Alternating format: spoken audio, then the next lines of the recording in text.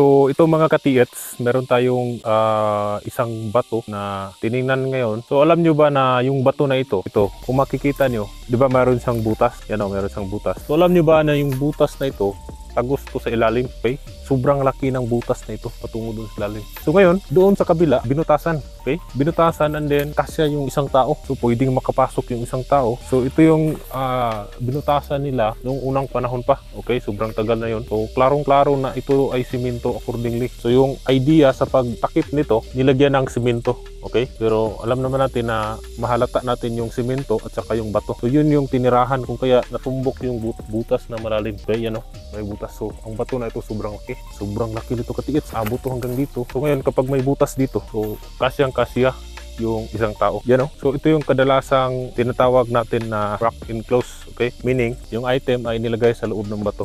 Okay? So bantayanan ko yung ganitong klaseng bato katiits kasi kadalasan may sila inilagay sa loob, meron din sa ibaba. Okay? So kung titingnan natin katiit dito sa part na ito, diba meron siyang butas? Yan o, may isang butas. And then dito, naka-shape siya. Para siyang arrow. Okay? Kung wala sa bato, possible na dito, kabaon. Okay? Meron kasing ilan nga bato na nilagyan ng sign, then yung item nandito na sa lupa na kabaon. Pero tingnan natin sa loob, kasi ito, pwede itong pasukin. Dito tayo sa kabila. Okay? Ito yung sinasabi ko katiits na dito malaki yung butas. Okay? Pwede itong pasukan ng isang tao, pero natabunan na ng maraming putik. Okay? Yan kasi itong isang tao ito katiits. Yan o. Pakalalim itong butas na ito katiits. So pwede naman itong pasukin. Yun nga, wala tayong dalang slide ng banglaman ito. Kasya talaga dito katiits. So klarong-klaro katiits. Yan kasya yung isang tao dito. So sinadya talaga yung butas na ito para so dito matatanaw natin yung butas sa kabila. So, klarong dito. Okay. Yan o, may hangin na pumapasok galing doon sa kabila patungo dito. So yung butas niya magus dito, pintab yung butas. Okay, labas tayo. So kasya yung isang tao, lalong lalo na kapag kunan to ng mga lupa. So malaki na yung space kasi marami siyang lupa na nalagyan dahil siguro yan sa ulan, kaya medyo maliit na yung kanyang espasyo. Pero ganitong klaseng mga bato ay sinadya talaga ito. Okay, binutasan sa gitna at napakaganda. Itong klaseng bato. So kasya yung isang tao. Hindi talaga natin mahalata na mayroon pala siyang butas dito. Hindi natin alam kung ito ay hollow, pero kung hollow ito, nandoon lang naman yung butas. Okay, sobrang layo dito sa ibabaw, pero pwedeng pasukin ng isang tao. Okay, so napakaganda nito katiit. Dito tayo sa likod, ano ba tayong makikita dito? Okay, so para lang siyang BBM, pero meron siyang butas sa ilalim. Sa lahat ng area na pinuntahan natin katiit, ito lang yung nakita ko na ganito yung forma. Okay, kasya yung isang tao. Dito meron siyang butas. Linya, ka-engrave. So possible na may laman, pero kung mayroon mang laman, so nakuha na siguro kasi may butas. Pero dito, kung mayroon dito, mayroon din sa labas. Okay, kasi usually kapag BBM, naka-design lang ito para magsisilbing palatandaan. Okay, so napakaganda. So kung meron kayong mga signs sa inyong paligid katiit tulad nito, pwede nyo i-explore din. Okay, mahalan nyo, makahits din kayo. Grabe, dito sinadya talaga ito. So kintab, din may butas sa ilalim.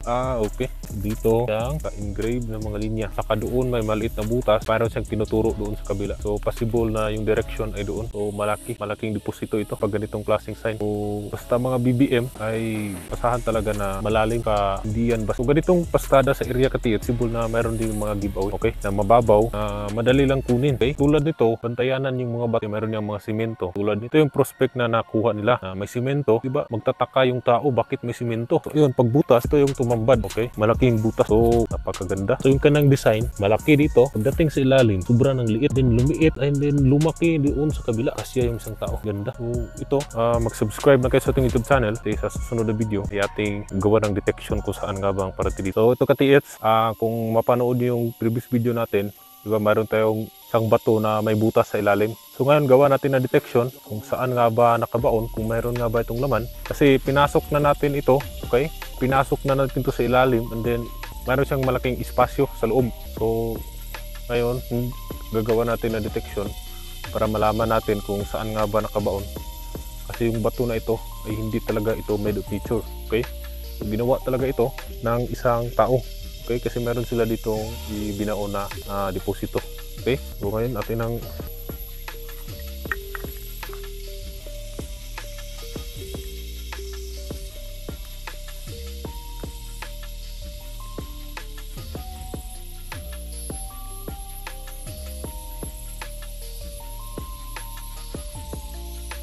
okay.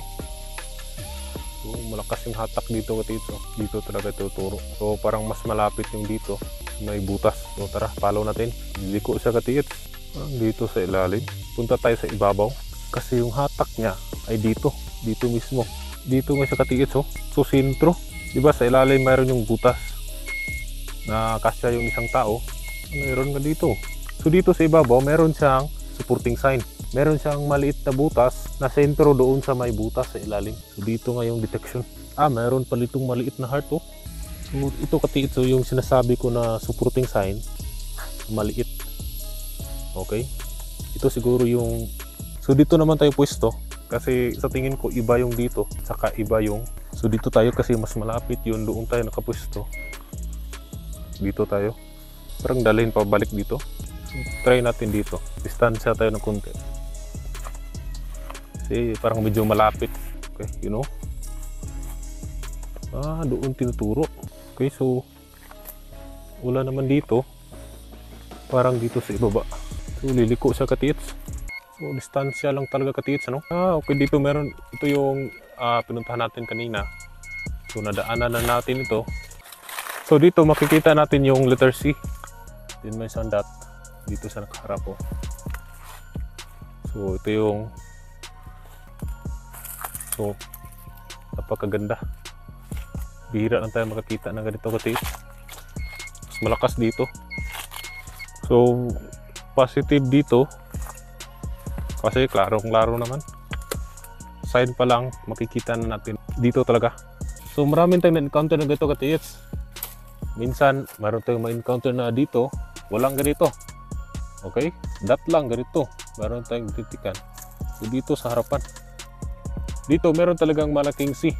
So dito kung meron siyang naka-support na malaking C, hindi maliit yung item. Kapag malaki, asahan na malalim talaga. Makikita naman natin dito sa ibabaw.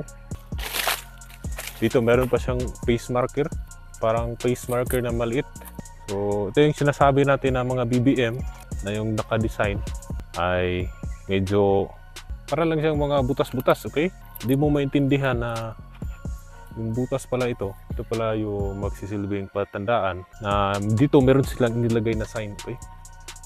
You know, kitang-kita. Sa malayo pa lang tingnan. Ay, klaro talaga na dito. So, ito, mga pagkagandang area. Dito, may kawayan.